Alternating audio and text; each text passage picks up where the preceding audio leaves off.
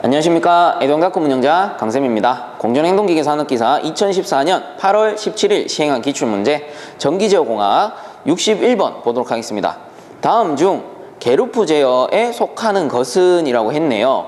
자, 요 내용은 교재 427페이지에 나오는 내용이니까 참고적으로 보시면 좋을 것 같고요. 제가 나온 김에 간단하게 정리를 한번 하자면 게루프 제어와 폐루프 제어라는 게 있어요. 자, 이때 게루프 제어라는 거는 필요한 조작을 행한 후 결과를 목표치와 비교하지 않는 회로입니다.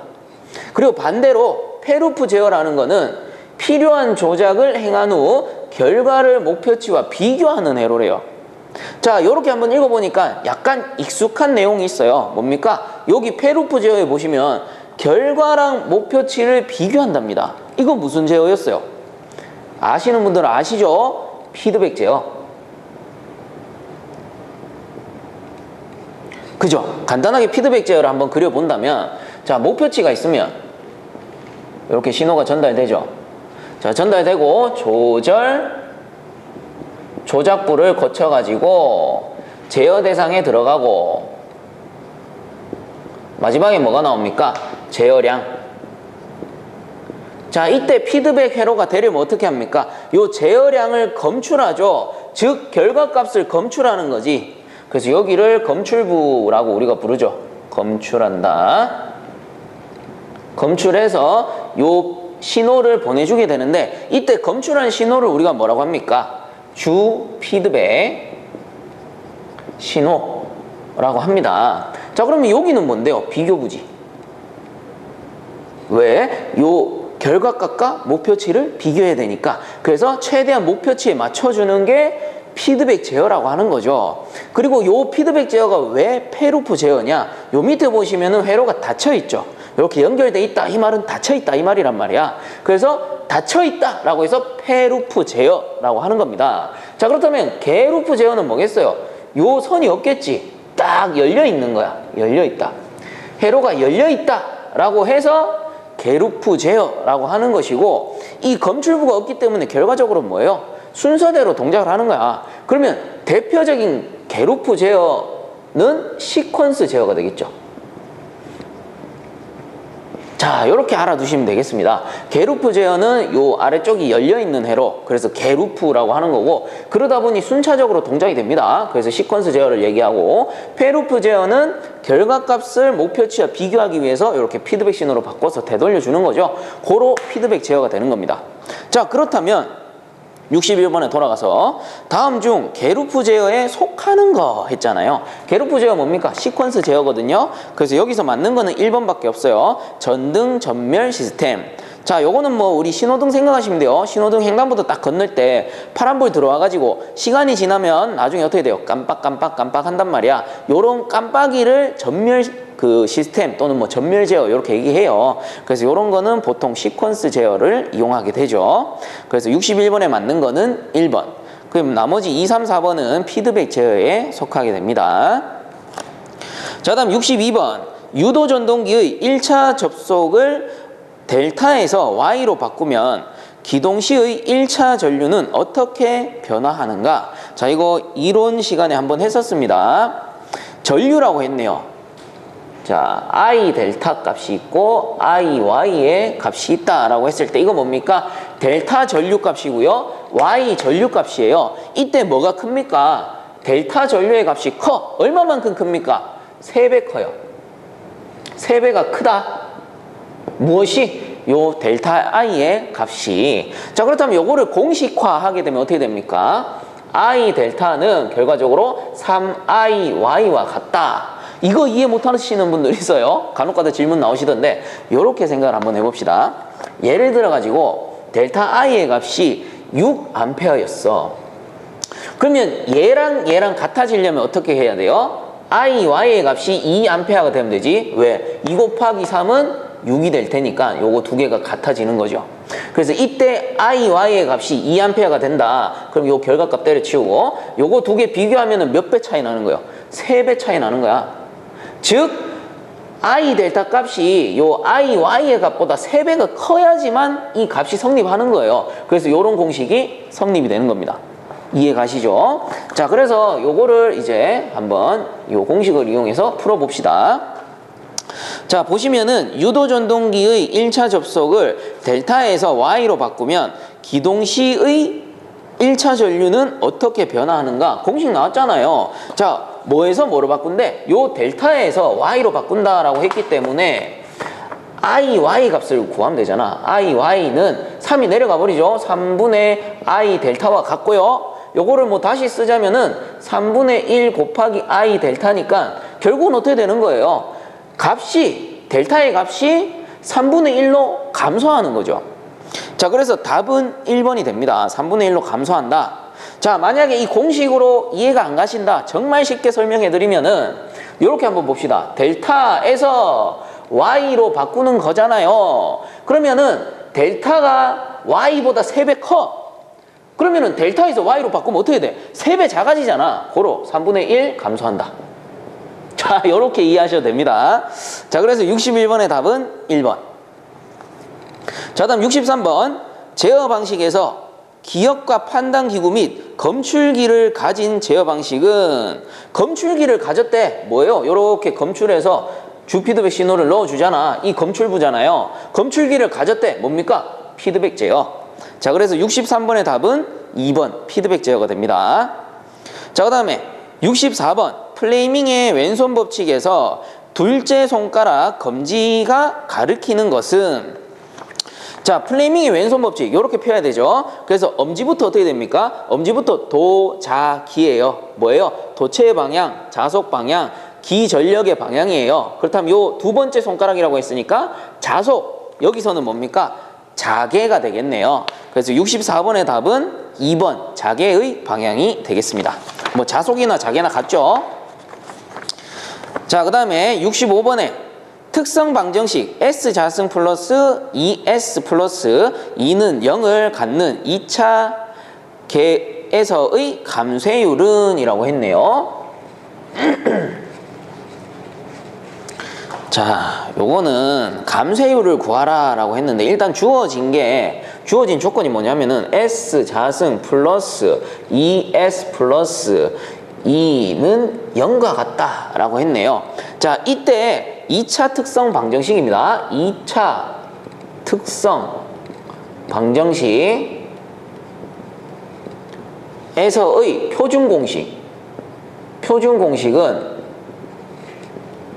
요거는 좀 이 문제 풀려면은 요 표준 공식은 외워주셔야 되는데 S 자승 플러스 2타우 오메가 n s 그리고 플러스 오메가 n 자승은 0이다 라는 게 2차 특성 방정식의 표준 공식을 나타내요. 그래서 얘를 외우셔야지만 얘를 풀 수가 있어. 조금 어렵긴 하죠. 그래서 뭐 저는 풀고 나서는 항상 얘기하지만 정 모르겠으면 답만 외워라 라고 얘기하기도 합니다. 자, 그래서 요거를 외워서 어떻게 푸느냐 좀 지워버리죠.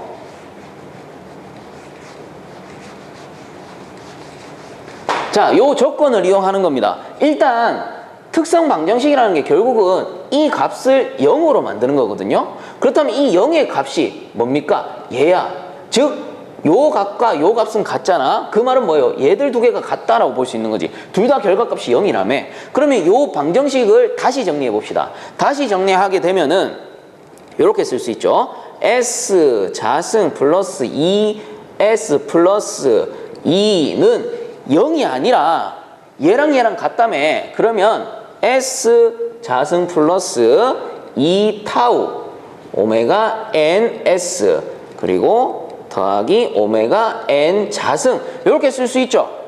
두 값이 같잖아요. 0으로 같단 말이야. 그죠? 자, 그래서 여기서 감쇄율을 찾아야 돼. 감쇄율은 뭐냐면은 요 타오가 감쇄율이에요. 얘가 감쇄율이야. 자, 그렇다면 이 타오의 값을 찾으면 되는데 우선은 요 타오가 속한 성립된 공식이 뭐예요? 요거거든. 두 번째 거. 그럼 두 번째 거 뭡니까? 요 녀석이지. 자, 그렇다면 요 S를 제외하고 얘는 제외하고 요 앞에 값 있죠. 앞에 값. 이렇게 쓸 수 있죠. 요 앞에 값은 똑같다. 고로 2타우 오메가 n은 2와 같죠. 자, 이렇게 쓸 수 있습니다. 그렇다면 이제 타우의 값을 뽑자니 오메가 n이 뭔지를 모르겠어. 자, 그렇다면 오메가 n을 한번 찾아봐야죠. 일단 나눕시다. 오메가 n이라는 거는 요 뒤에 있죠. 오메가 n의 자승이 있어요. 그럼 요 오메가 n의 자승은 결과적으로 뭐랑 같아요? 세 번째 있는 요 놈 2와 같아. 2와 같단 말이야. 자, 그렇다면 결국 오메가 n은 뭡니까? 오메가 n은 요 자승 넘기면 어떻게 돼요? 루트 2 되죠.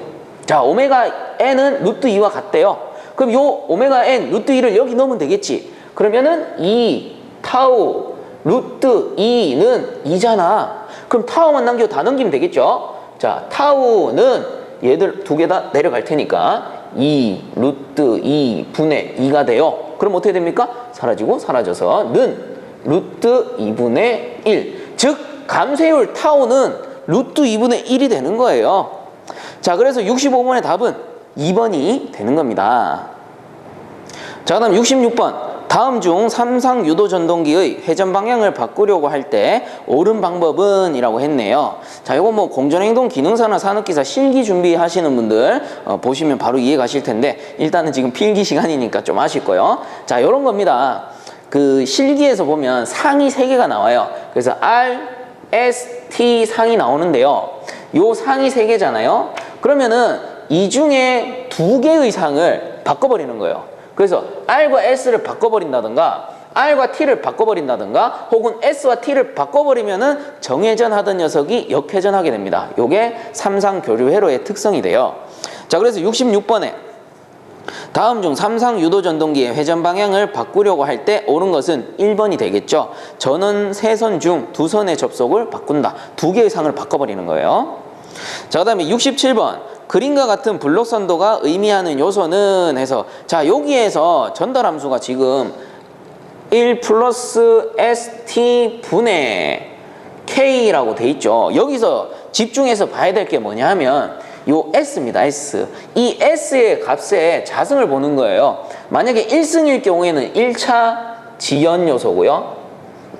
그 다음 S의 2승 같으면은 2차 지연 요소를 나타내게 되는 거예요. 자, 그래서 이 문제에서는 S의 승이 없잖아요. 그러면 1승인 거지. 자, 그러므로 67번의 답은 1번 1차 지연 요소가 되겠습니다.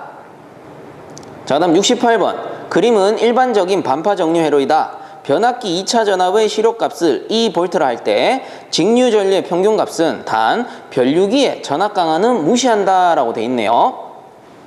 자, 이 회로 같은 경우는 반파 정류 회로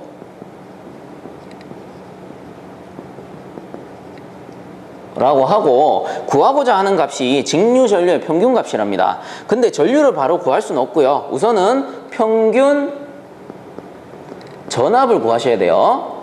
그래서 요 평균 전압을 구하는 공식이 평균 전압을 ED라고 하고요. ED는 파이 분의 루트 2 곱하기 2로 구할 수가 있습니다. 그래서 요 공식은 반파 정류 회로에서 성립이 되는 공식이기 때문에 반파 정류 회로일 때는 평균 전압을 이렇게 구한다라고 좀 외워두셔야 되겠죠. 그래서 파이분의 루트 2에다가 이거 뭡니까? 시료값이에요. 시료값을 구해주게 되면은 평균 전압이 나오더라. 자, 그렇다면은 이제 직류 전류의 평균값을 구해야 되죠. 자, 직류 전류의 평균값 전류 I는 ohm의 법칙 뭡니까? R분의 V잖아요. 근데 요거를 평균값으로 바꿉니다. 평균값으로 바꾸게 되면 ID라고 해서 평균 전류값이 되고 자, 요 V 대신에 뭐가 들어갈까요?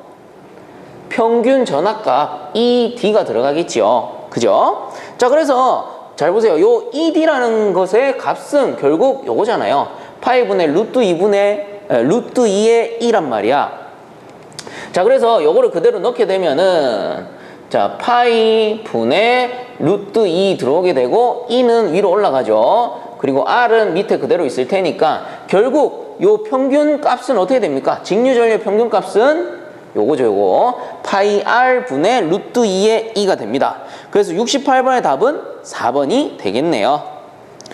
자, 그 다음 69번. PLC를 사용하더라도 대용량 전동기의 구동을 위해서 필수적으로 사용하여야만 하는 기기는 자, 요거는 4번 전자개폐기예요. 자, 다음 70번. 직류 발전기의 철심을 규소 강판으로 성층하여 사용하는 이유로 가장 알맞은 것은 요거는 답을 좀 외워주셔야 됩니다. 2번 와류손과 히스테리시스손의 감소. 답만 외우시면 무조건 맞출 수 있는 문제죠. 자, 그 다음에 71번. 다음 중 파형률을 바르게 나타내는 것은 이라고 해서 자, 파형률이 있고요. 그리고 파고율이라는 게 있어요. 그래서 파형률은 시료값에다가 나누기 평균값을 합니다. 이렇게 하게 되면은 파형률이 나오고요. 파고율 같은 경우는 최대값에다가 나누기 시료값을 하게 되죠. 자, 그래서 요거 외우실 때는 가운데 요 글자 따가지고 요런 식으로 외우면 돼요. 형효균. 그리고 요 가운데 또 글자 따가지고 고대효. 요렇게 외우시면 돼요. 그럼 쉽게 외울 수 있습니다. 자, 그래서 71번에 파형률을 바르게 나타낸 것은 형효균 해가지고 시료값에다가 평균값을 나눴네요. 답은 1번이 되겠죠. 71번의 답은 1번. 자, 그 다음에 72번. 다음 중 지시계측의 구성요소가 아닌 것은 했습니다. 자, 지시계측의 구성요소는 구동, 제어, 제동입니다. 그래서 어떻게 외우면 될까요? 구제제. 이렇게 외우시면 쉽죠? 구제제, 구제역 아니에요. 구제제, 뭐 지시계측. 그래서 72번에 구성요소가 아닌 거는 4번 유도장치가 되겠죠. 자, 다음 73번. 5ohm의 저항 5개를 직렬로 연결하면 병렬로 연결했을 때보다 몇 배가 되는가? 이런 문제는 뭐 거저 주는 거네요. 맞추라고 주는 거잖아요. 자, 5ohm이 5개다. 직렬할 때는 직렬하면 다 더하면 되죠. 5 더하기 5 더하기 5 더하기 5 더하기 5 해가지고 뭐 5 곱하기 5 해도 되고요. 이렇게 구해보면은 25ohm이 나올 거고요. 그리고 병렬일 때는 자, 5ohm이 5개니까 5분의 1 더하기 5분의 1 더하기 5분의 1 더하기 5분의 1 더하기 5분의 1 이렇게 5번 더해주고 분의 1 하게 되면은 결과값은 1ohm이 됩니다. 그러면 얘랑 몇 배 차이 납니까? 아, 25배 차이 나는구나. 그래서 73번의 답은 2번 25가 되겠죠. 자, 그 다음 74번. 프로세스 제어에 속하지 않는 것은 해가지고 자, 프로세스 제어 간단히 정리하면은 뭐 온도, 압력, 유량, 레벨 등을 제어하게 됩니다. 레벨 등. 자, 그래서 74번에 프로세스 제어에 속하지 않는 것은 4번 자세가 되는데요. 요 자세 같은 경우는 서버 제어에 속하게 됩니다. 그래서 74번의 답은 4번.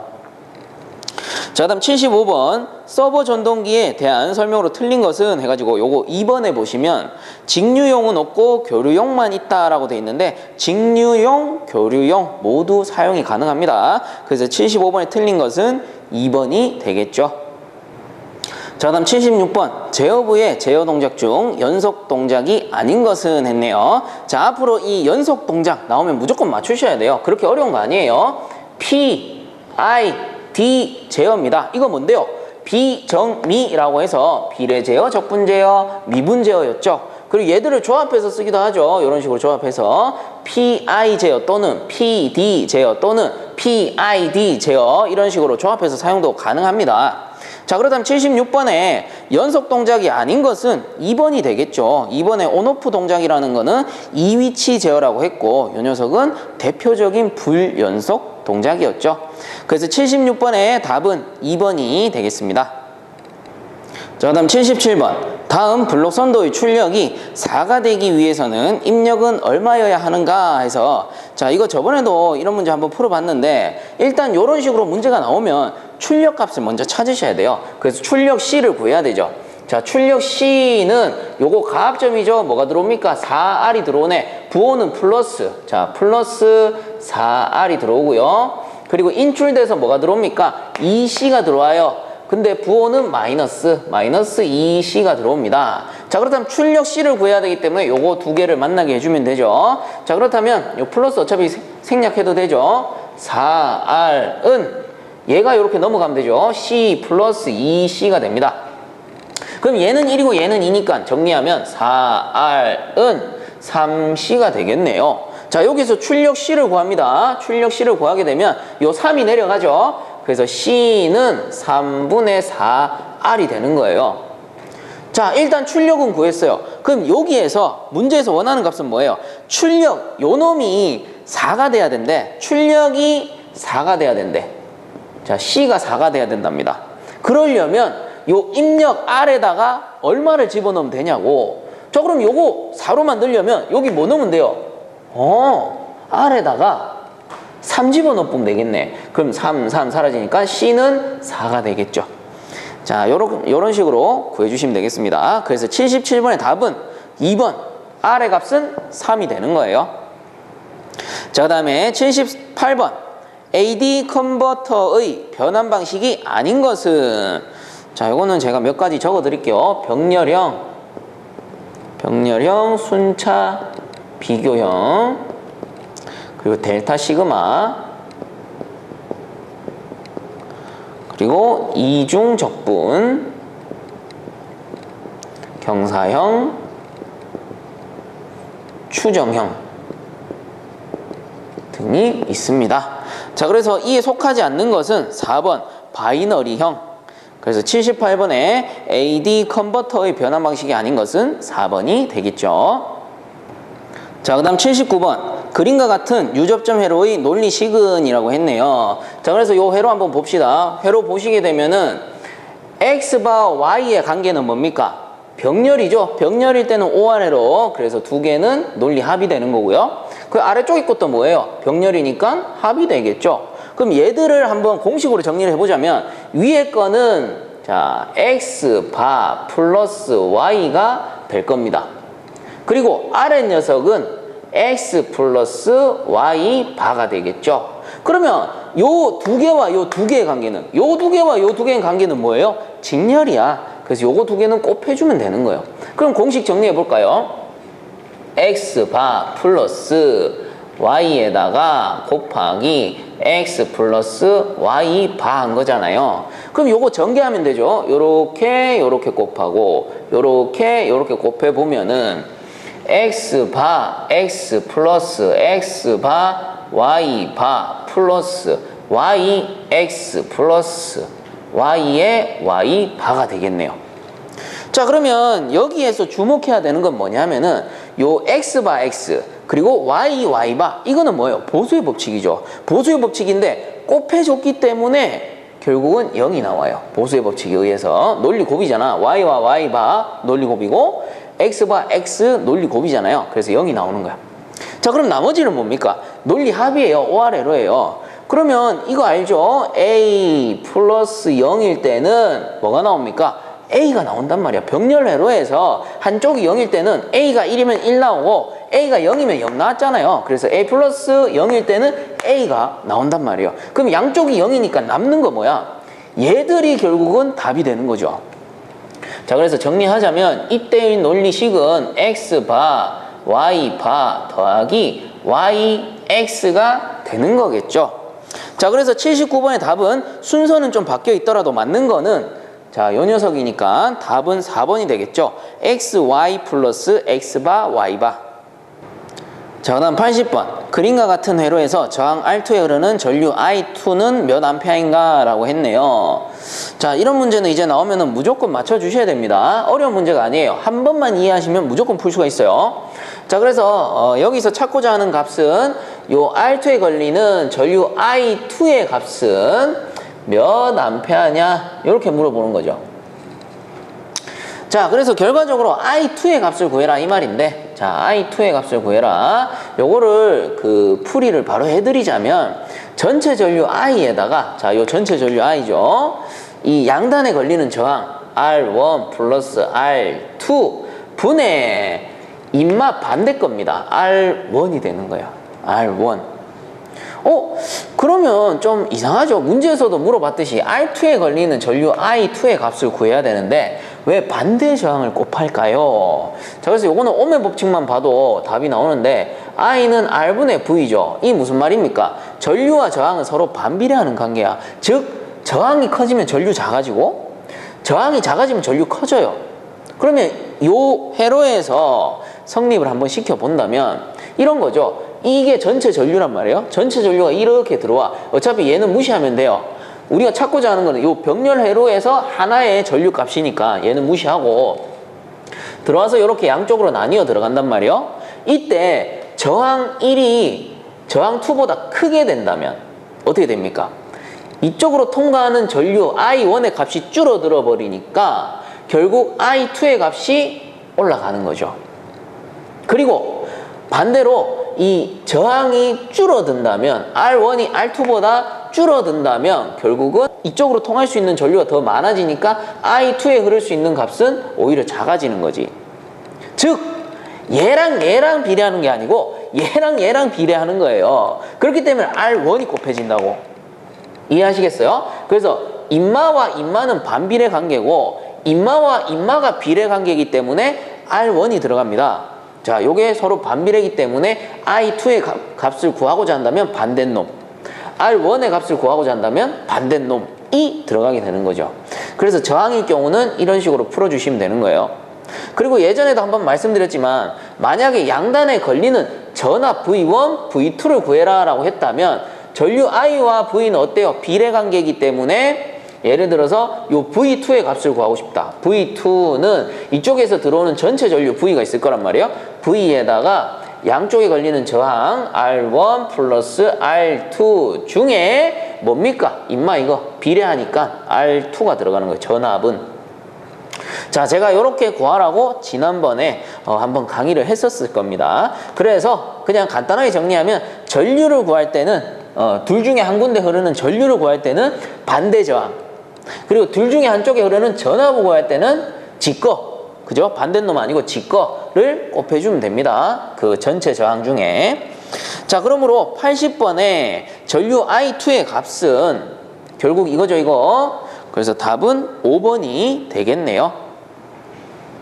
자, 이번 시간은 여기서 마치도록 하고요. 본 강의가 도움되셨다면 유튜브 에듀홍닷컴 검색 후에 구독과 함께 영상 하단에 보시면 따봉 버튼 있으니까 한 번씩만 눌러주시면 감사하겠습니다. 수고들 많이 하셨습니다.